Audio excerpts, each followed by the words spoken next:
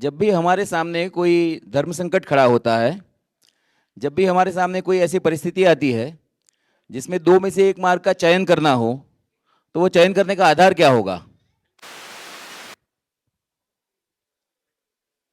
हमारे सामने दो परिस्थिति है, ये करूं या ये करूं, तो किस आधार से हम निश्चित करेंगे कि हमें कौन सा काम करना चाहिए?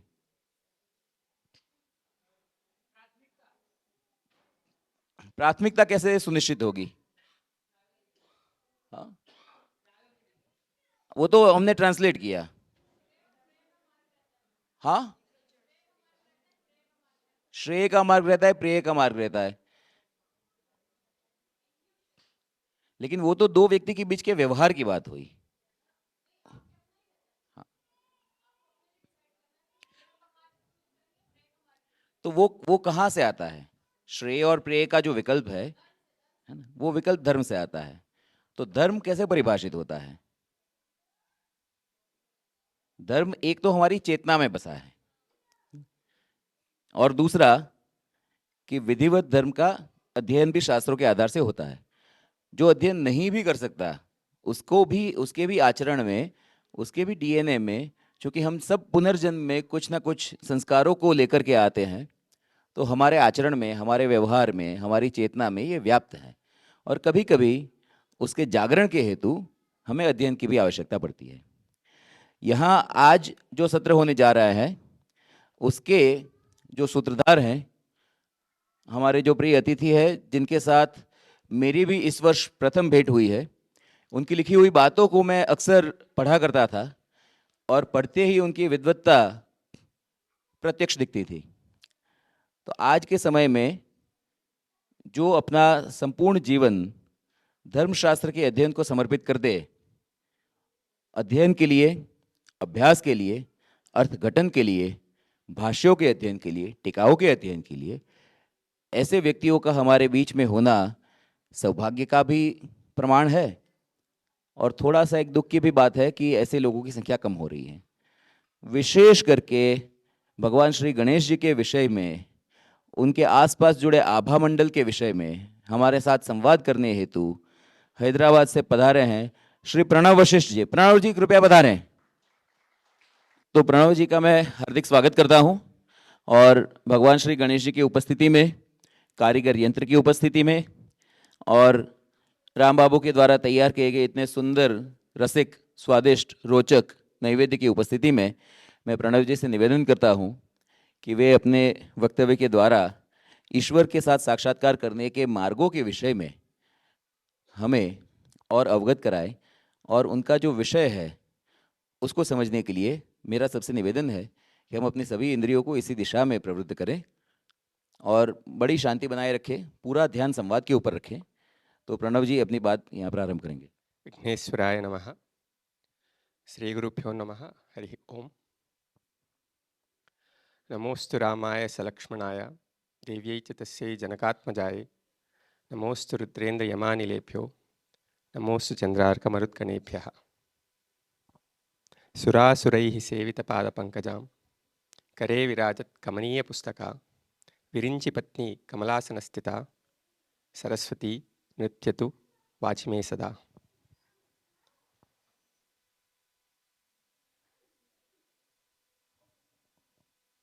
ये मेरा पहली बार है इस गणेश वंदना की माहौल को अनुभव करने का। एक अच्छा दिन था जब आशुतोष जी ने मुझे फ़ोन करके बताया कि हमारा एक कार्यक्रम है गणेश वंदना, और आपको आमंत्रित करना चाहता हूँ कि आप यहाँ पर आके कुछ बात बताएं। तो पहली बार जब गणेश वंदना की नाम ही सुना तो इसको निराकार करने का कोई गुंजाइश ही नहीं रहती, क्योंकि गणेश वंदना के बिना हम कुछ भी, किसी का शुरुआत भी नहीं कर सकते।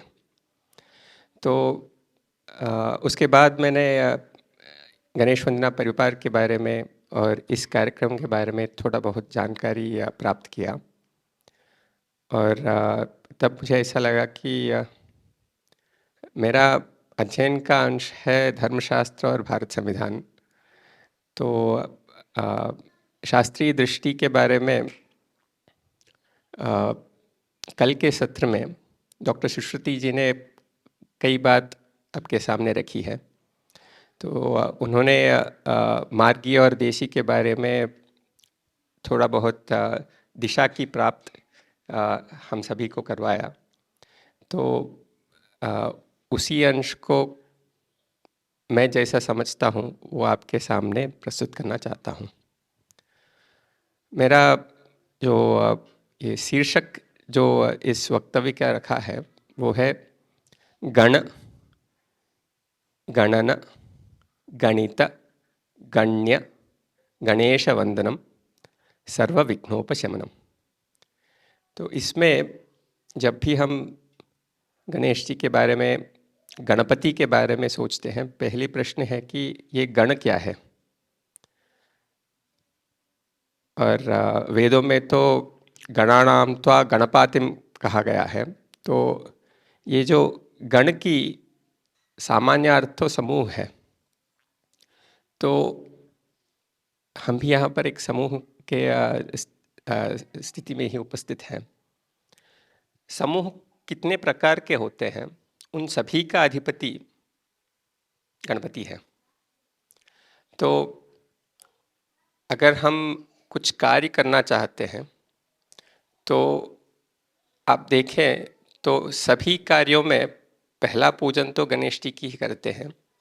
वो इसलिए भी है क्योंकि जहाँ जहाँ कुछ कार्य की सोच करते हैं वहाँ वहाँ आपको गणों की प्रशस्ति हमारे सामने ज़रूर आती है।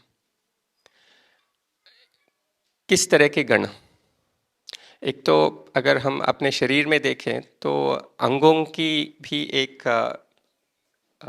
गण समूह है। उसी तरह आप एक समाज में देखें तो जो भी कार्य, जैसे सबसे श्रेष्ठ कार्य तो यज्ञ बताया गया है और यज्ञों ही श्रेष्ठतमम कर्म, ऐसा हमें आर्षवाचक का बताते हैं। तो यज्ञ कैसे साधन अगर साध्य बनाना है तो समूह की ज़रूरत है। और एक और बात तो यही है कि हम तो अभी कलयुग में हैं। तो कलयुग में अगर शक्ति चाहिए तो कहते हैं कि संघे शक्ति कलौ युगे। एक संघ भी एक समूह है।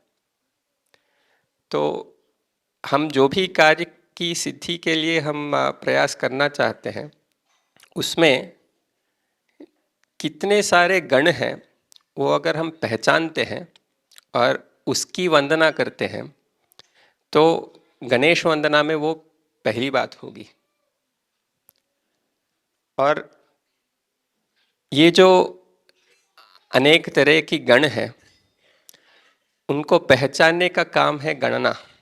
क्योंकि आप पहली बार तो एक विषय और विषय के बारे में क्या क्या इसमें समाहित है उन सभी को पहचानने की कोशिश जब हम करते हैं वो काम जो है वो गणना है।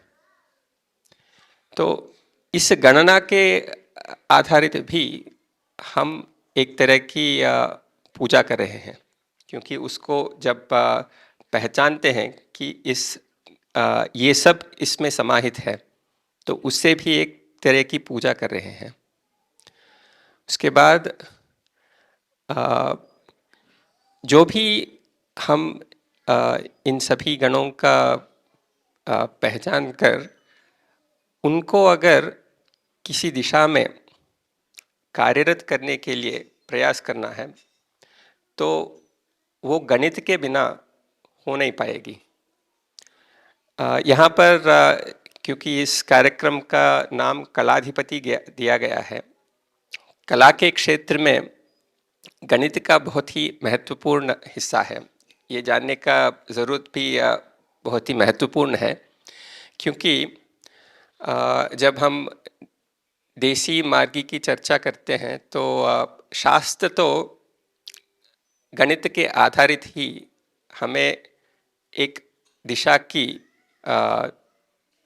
दिशा दिखाती है। वो कैसे होता है? हम जो भी कलाकृति करना चाहते हैं वो शायद एक शिल्पी एक शिल्प की संरचना कर रहा हो, या एक चित्रकार एक चित्र बना रहा हो, या एक गायक अपने गाना सुना रहा हो।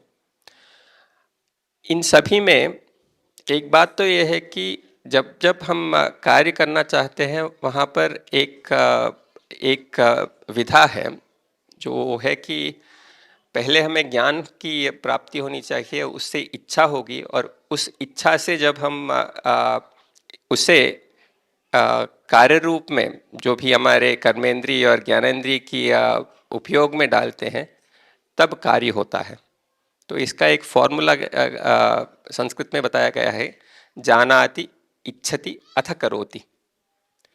तो पहली बात यह है कि हमें बिना इच्छा के कोई संकल्पना नहीं बनती, और इच्छा के पहले ज्ञान की ज़रूरत है, और उस ज्ञान को हम संज्ञान में लेते हैं तभी इच्छा की पैदाइश होती है। और उस इच्छा जब वो उसकी दृढ़ता बढ़ेगी तब वो एक टेक्निकल शब्द है चिकीर्षा, तो ये इच्छा चिकीर्षित बनता है, और तब हमें ऐसा लगता है कि ये कार्य किए बिना मैं रह नहीं पाऊंगा। हमारे यहाँ बहुत सारे ऐसे इच्छा होंगे जो सभी कार्यरत नहीं होंगे, यानी वो चिकीर्षा की स्थायी तक वे नहीं आए। तो हर एक कार्य हम करते हैं उसमें ये विधा है, जानाति इच्छति अथ करोति। तो ये जो ज्ञान है वो ज्ञान भी अनेक तरह को हैं। जैसे पहली बात यह है कि कौन सा कार्य करना है, ये एक तरह की ज्ञान है।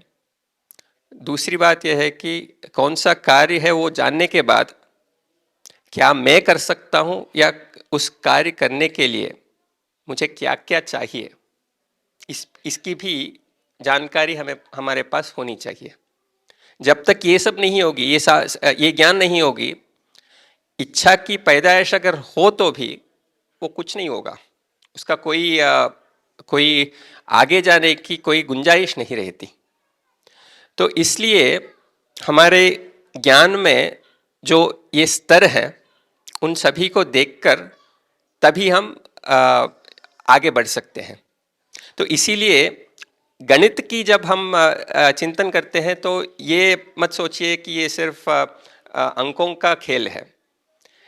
ये जो भी अभी क्या क्या किस तरह की ज्ञान हमारे संज्ञान में है तब कार्य होगी, वो सब गणित के अंतर्गत ही आएगा। ये बात हमें समझने की और पहचानने की ज़रूरत बहुत है। कई बच्चे शायद कहते हैं कि मैथमेटिक्स बहुत ही डिफ़िकल्ट है। शायद मैथमेटिक्स डिफ़िकल्ट हो, पर गणित तो आप सभी करते ही हो, ठीक है। तो ये शब्दों में थोड़ा अंतर है, क्योंकि मैथमेटिक्स में अगर आप सोचें तो जो भी मैथमेटिक्स है वो यथार्थ में कार्य रूप डाले ऐसा कार्य रूप में आएगा ऐसे हम नहीं कह सकते। पर गणित में जो भी है वो यथार्थ की ही चिंतन है, और हम तो यथार्थ में ही हैं और यथार्थ में ही काम करते हैं, यथार्थ की पहचानने के लिए हम कार्यरत हैं। तो इस दृष्टि से हमें ये ज़रूर याद रखनी है कि गणित एक महत्वपूर्ण चीज़ है। और दूसरी बात है कि हमारी इच्छा जो है वो मन में है। जैसे एक शिल्पी अगर एक गणेश जी की मूर्ति बनाना चाहता हो, या एक लक्ष्मी जी की मूर्ति या पार्वती जी की मूर्ति बनाना चाहता हो, तो वो किस रूप से और कैसे कर सकता है, ये एक बार आप सोचिए। अभी आप अगर पाश्चात्य दृष्टि से देखा जाए तो पाश्चात्य लोग कहते हैं कि देवी है तो उनका भी थोड़ा कदर है कि वो देवी के बारे में हम बात कर रहे हैं। तो हमारी दृष्टि में सबसे सुंदर कौन है उसको हमारे सामने रखकर उसको देखकर हम मूर्ति बनाते हैं। तो ऐसी एक दृष्टि है। आजकल के आर्ट स्कूल में भी ऐसे भी पढ़ाते हैं कि एक लाइव मॉडल को सामने रख के उसका चित्रण करना या उसका स्कल्पटिंग करना, ये बात बताते हैं। एक बात देखिए, हमारी मन में जो विषय है, मन में आप यथार्थ में क्या कर सकते हैं उससे भी ज़्यादा सोच सकते हैं। और मन की जो विषय है वो अगर आप यथार्थ में कार्य रूप में लाना चाहते हो तो मन का जो, अगर मैथमेटिक्स की भाषा में बोलूं तो उसका कार्डिनलिटी ज़्यादा है। यानी जिन जिन शब्दों की ये विषयों की चर्चा आपके मन में चलती है वो सभी आप यहाँ पर उतर नहीं सकते। देखिए, आपके मन में एक रंग आ गया, क्या वो रंग में अपने सामने यथार्थ में उसका मैं बना सकता हूँ कि नहीं? जो भी हम यथार्थ में जो पत्ते हैं या जो फूल है या इन सभी से वो रंग मेरे मन में जो है वो मैं ला सकता हूँ कि नहीं, एक प्रश्न है। बहुत सारे समय ऐसा होता है कि हमारे मन में जो विषय है उसको हम यथार्थ में खड़े नहीं कर सकते। यानी ये एक बात याद रखनी है कि मन में जो है वो स्वच्छ है और उसे जब हम यथार्थ में लाने की प्रयास करते हैं तो वो वहाँ से थोड़ा कुंचित होता है, यानी उससे थोड़ा कम हो जाता है। तो ये हर एक विषय में है। तो जब ऐसा है तो ये जो मन की बात जो हम कुंचित कर रहे हैं तो वो कभी भी जिस तरह की सोच विचार हम रखे हैं उसका पूरा जो भावना है वो भावना यथार्थ में भी आए, उसके लिए क्या करना है वो महत्वपूर्ण बात है। तो शास्त्र की चर्चा वहाँ पर आती है, क्योंकि शास्त्र कहता है, देखिए आप अगर माँ पार्वती जी की एक मूर्ति बनाना चाहते हो तो वो किस मटेरियल में, किस तरह की प्रोपोर्शन से, किस तरह की मेजरमेंट से आप करें, तो आपकी मन में जो भी हो उसका प्रारूप जब यथार्थ में आप देखोगे उसमें देवी माँ की प्रतिरूप बनने की यह विधा है। ये बात शास्त्र स्पष्ट रूप से हमें बताती है। तो ये जैसे शिल्पकला में है वैसे ही आपको संगीत में जो राग और उनकी जो मैथमेटिक्स उसमें है, तो उस गणित में ये सब समाहित है। जैसे कि एक बार मैंने डॉक्टर मंगलमपल्ली बालमुरली कृष्णा जी का एक वक्तव्य सुन रहा था, तो उन्होंने बताया, देखिए हमारे शास्त्र में ये 72 मेलकर्ता रागस है, तो इनमें से हमारा शास्त्र तो एक तरह से जो भी यथार्थ में हो पाएगा उन सभी का चर्चा की गई है, पर हम गलत गा रहे हैं। मैं आपको एक उदाहरण देता हूँ, और उन्होंने तभी एक वायलिन से कुछ बजाकर दिखाया, और जो अभी गाने के क्षेत्र में गा रहे हैं वो भी बताकर ये और वो ये मैच नहीं हो रहे, ऐसे उनका एक डेमोन्स्ट्रेशन था। तो ये सिर्फ उदाहरणार्थ बता रहा हूँ कि ऐसे ही सभी कला में हम जो मन में सोचते हैं, उस मन में सोचने वाली जो चीज़ है वो समझ लीजिए कि उसमें स्वच्छता है। तो वो जब यथार्थ में लाने की प्रयास करते हैं तो उसमें जो कमियां हैं, उन कमियों को किस रूप से हम पार कर सकते हैं उसके लिए शास्त्र की ज़रूरत है। तो ये बात आपके सामने ज़रूर रखना चाहता हूँ। देखिए, मेरा ये 5 जो शब्द थी उसका पहला था गण, दूसरा गणना, तीसरा है गणित, और ये जब ये 3 की चर्चा होने के बाद तब आपको गण्य मिलेगा। गण्यमानी क्या है? देखिए, अगर आपकी मन में जो विषय है वो आप यथार्थ में ला रहे हैं, जो शास्त्र के आधारित है, तब वो गण्य बनेगा। गण्य मानी आप इसको नोटिस करेंगे, ये कुछ है, यहाँ पर कुछ है, मैं इसका कभी भी मैं I can not dismiss it, तो वो गण्य बनेगी। तो ये गण्य जब बनने की चेष्टा जो है, क्योंकि हमारा सारा प्रयास यही होता है कि हम जो करते हैं वो गण्य हो, नगण्य नहीं। क्योंकि एक कार्य में लगभग आप 3 घंटे या 3 महीने, 3 साल, 50 साल लगा दें और कुछ निकला नहीं, वो तो अच्छी बात नहीं है। ये बात तो सच है कि हमारा प्रयास जो भी है उसका फल, जितना प्रयास किया उसका फल तो ज़रूर मिलेगा, पर वो कब मिलेगा और कहाँ पर मिलेगा उसका भी अगर आपको कदर हो और आप चाहते हैं कि आपकी जो अभी की प्रयास है वो अभी ही आपको, जैसे सोच लीजिए आप खाना पका रहे हो, मैं आज खाना शुरू करता हूँ पर परसों उसके वो पूरा पक गया, तो सोच लीजिए कि घर में कैसा होता है।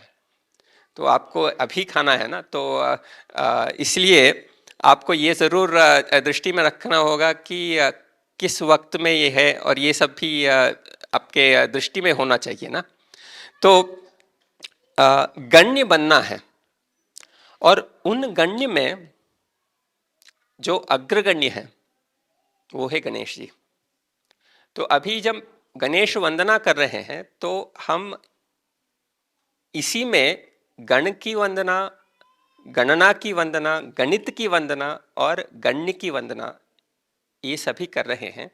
और इसमें एक और बात है कि जब गणेश जी की वंदना करते हैं तो आप सभी जानते हैं, शुक्लांबरधरम विष्णुम शशिवर्णम चतुर्भुजम प्रसन्नवदनं ध्यायेत सर्व विघ्नोपशांतये। तो ये सर्व विघ्नोपशांतये इसलिए कह रहे हैं क्योंकि सृष्टि में या सृष्टि की संरचना ऐसी की गई है कि जो भी कार्य हो वो विघ्न के बिना नहीं होता। तो क्योंकि विघ्न एक यथार्थ का अंग है, उसे पार करने के लिए हमें विघ्नेश की ज़रूरत पड़ी है। तो भगवान जो प्रणव स्वरूपा है वो विघ्नेश्वर के रूप में हमें जो भी कार्य है उसमें समाहित विघ्नों को पार करने की एक दिशा दे रहे हैं। यहाँ पर मुझे एक भगवत गीता के एक श्लोक का उद्धृत करना समझ से लग रहा है। ये है कि 18वीं अध्याय में जो भी कार्य है तो उस कार्य को अगर सफल आप करना चाहते हो तो क्या क्या चीज़ों की दृष्टि आप में रहनी चाहिए, ये प्रश्न है।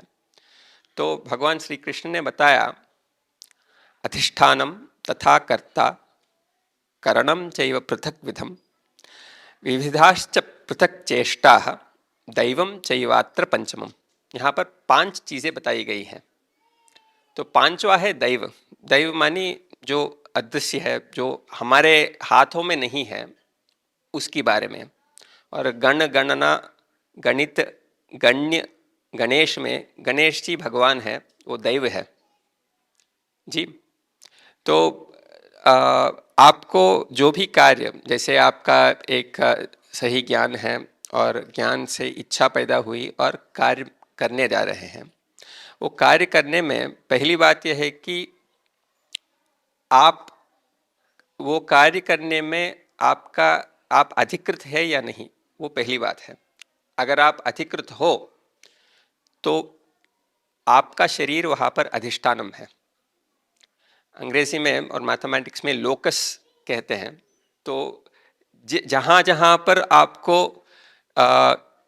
कार्य करने की अधिकार है, वहाँ वो धर्म पालन करने की आप में सामर्थ्य वैसे ही समाहित हो जाएगा अगर आप उस दिशा में कार्य करें।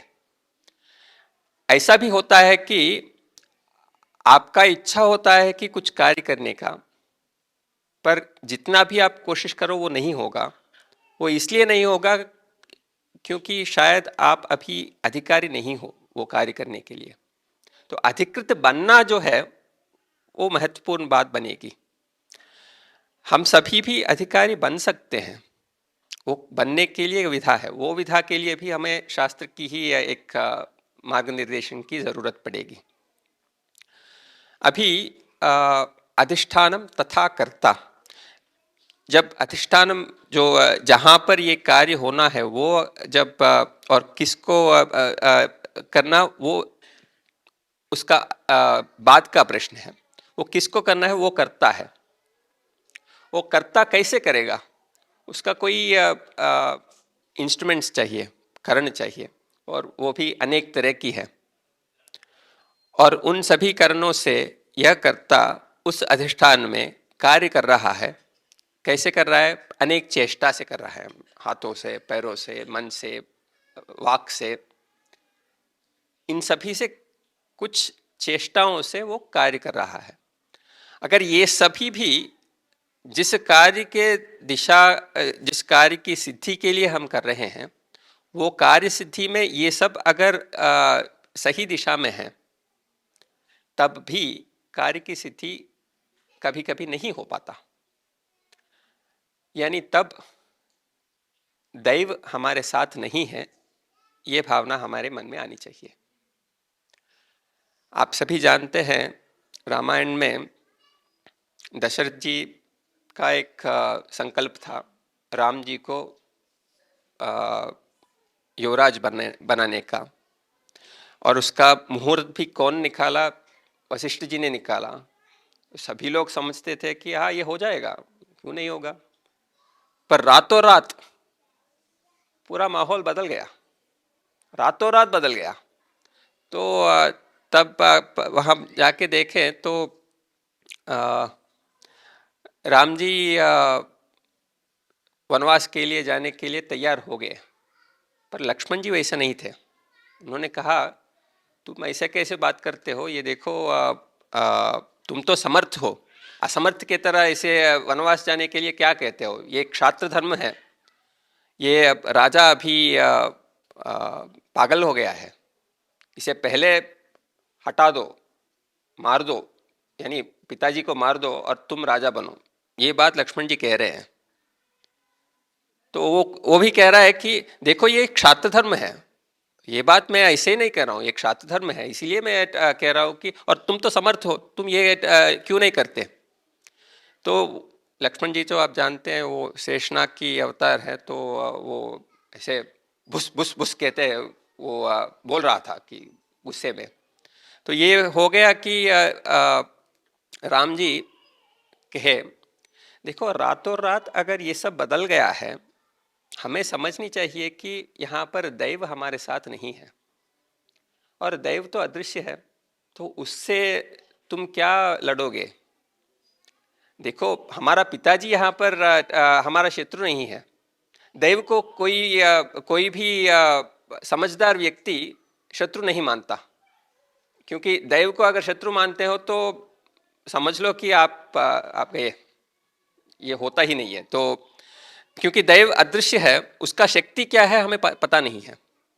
तो इसलिए दैव से हम लड़ना नहीं करनी चाहिए। तो अब के लिए ये जो हो रहा है, दैव हमें एक दिशा दे रहा है, उस दिशा में हम चले। इसका बाद में लक्ष्मण जी को भरत जी को राम जी बताते हैं।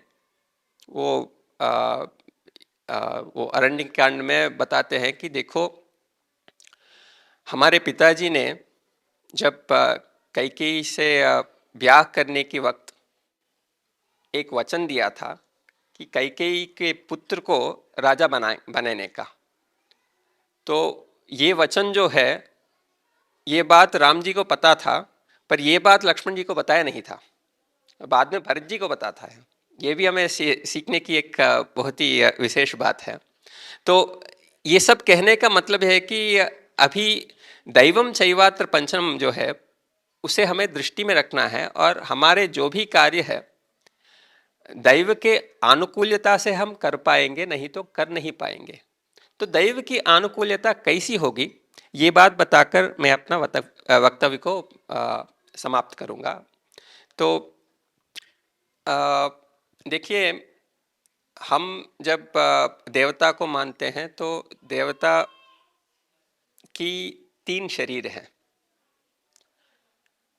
जैसे आप जानते हैं हमें में 3 शरीर है ना। एक तो स्थूल शरीर है, दूसरा सूक्ष्म शरीर, तीसरा कारण शरीर, और चौथा है महाकारण शरीर। महाकारण शरीर तो सभी को एक ही है। तो ये 3 शरीर सभी जीवों की है। तो उसमें अगर आप देवता की इन 3 शरीरों के बारे में बात करते हैं तो देवता का स्थूल शरीर जो है वो यंत्र है, सूक्ष्म शरीर जो है वो तंत्र है, और कारण शरीर जो है वो मंत्र है। और हम उस देश के वासी हैं जिस देश में गंगा बहती है। तो हमारी यह मानना है कि यहाँ पे जो जो वस्तु जड़ है, उस जड़ में भी हम चेतना स्वरूप देवता को देखकर उसे नमस्कार करते हैं। एक पेड़ है, अश्वत्थ वृक्ष है। अश्वत्थ वृक्ष तो जड़ है, जड़ पदार्थ को हम कभी नमस्कार नहीं करेंगे, पर उस अश्वत्थ वृक्ष से संबद्ध जो अभिमानी देवता नारायण है, उस नारायण की नमस्कृति हम कर रहे हैं। तो चेतना स्वरूप की नमस्कार करना हम में जो ये विधा है, वो हर एक कार्य में जब हम दृष्टि में रखते हैं तब बहुत कुछ हो पाएगा, क्योंकि तब दैवानुकूलता हमारे साथ रहेगी। यथार्थ में 3 तरीके की बातें हमें करनी चाहिए। एक तो अधिभूत, दूसरा अधिदैव, तीसरा अध्यात्म। अध्यात्म कारण होता है और अधिभूत में कार्य करते हैं। अगर कारण कार्य रूप में यथार्थ में उसका बदलाव हो रहा है तो वो तभी हो पाएगा जब अधिदैव हमारे साथ हो।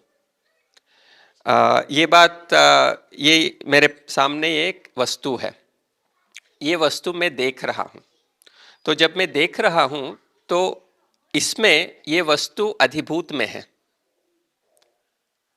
और यहाँ पर ये सब लाइट्स हैं, जो लाइट्स की मूल में अग्नि तत्व है।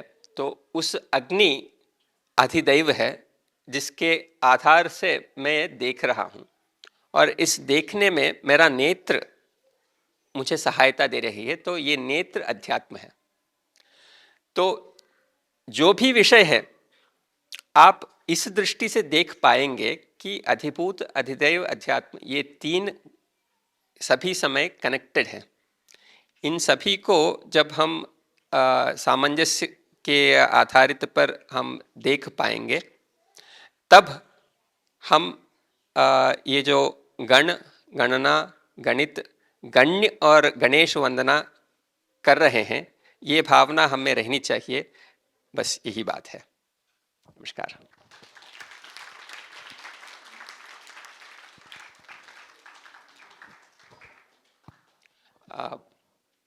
ये जो अधिदैव अधिभूत अधिदैव अध्यात्म है, ये महाभारत में युधिष्ठिर को भीष्म जी ने बताया। तो महाभारत में आप इसकी चर्चा जो है वो शांति पर्व और अनुशासन पर्व में इसका है, वो आप जरूर देख। विस्तार से उनको आज जल्दी जाना था तो वो निकल गई हैं, तो उनका तो विधिवत हम मान कर नहीं पाए हैं, लेकिन गणेश भी एक तरह से उन्हीं के परिवार का हिस्सा है।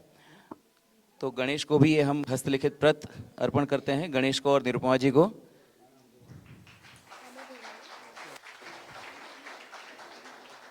अच्छा, गणेश को गणेश का आशीर्वाद तो बनता ही है।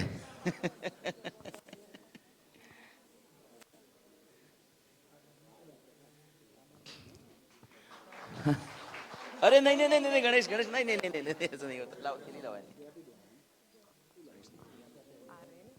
ये है हमारे गुजरात के ही कारीगर का है। तो ये सब संपूर्ण बाम्बू केंद्र, निरुपमा चाहे गणेश, आप सबके लिए।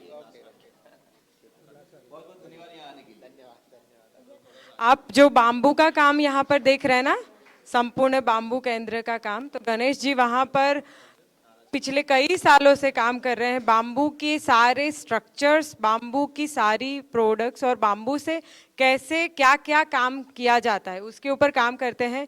बाम्बू की राखी भी वो बनाते हैं। आज से 6 वर्ष पहले ये हमारे गांव में भी आ चुके हैं। हाँ, मोदी जी को भी बांस की राखी उन्होंने बांधी है।